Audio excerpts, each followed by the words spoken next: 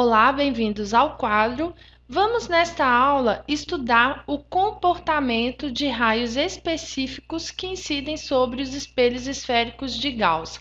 Na última aula, nós estudamos as características dos feixes de luz. Agora, nós vamos estudar o comportamento de raios específicos que incidem em diferentes direções no espelho esférico. Vamos começar pelo raio de luz que incide paralelo ao eixo principal do espelho.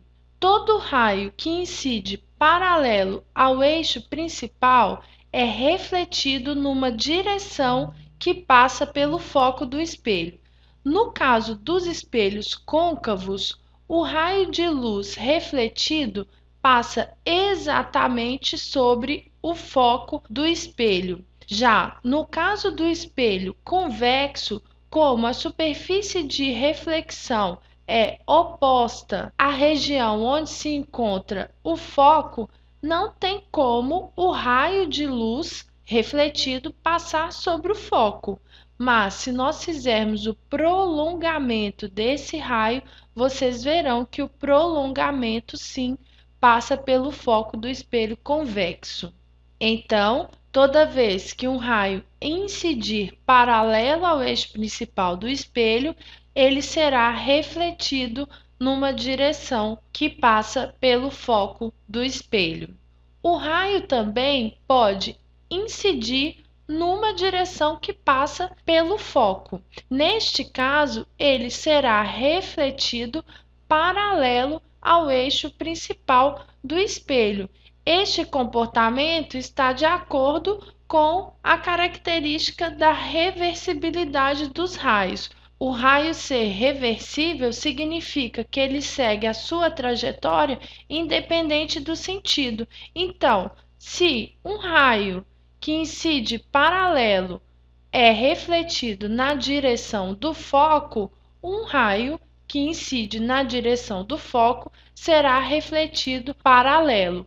No espelho côncavo, o raio incidente irá passar sobre o foco e no espelho convexo, seguindo o mesmo raciocínio anterior, o raio irá incidir na direção do foco e não vai passar sobre o foco, porque o foco está interno ao espelho, enquanto o raio é externo ao espelho.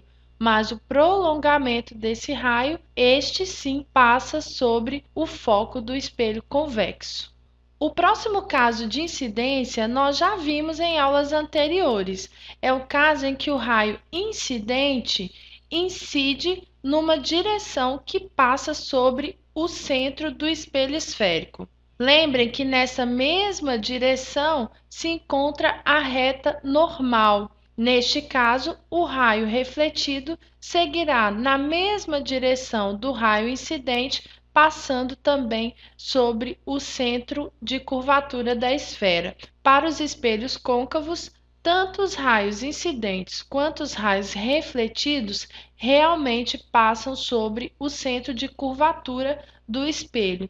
Já no caso dos espelhos convexos, o centro de curvatura é a interseção dos prolongamentos dos raios incidentes e refletidos. E como eu disse, eram 4 casos específicos de incidência de raios de luz. Vamos estudar este caso e resolver um exemplo na próxima aula. Continuem estudando, espero que vocês tenham gostado da nossa aula de hoje. Bons estudos!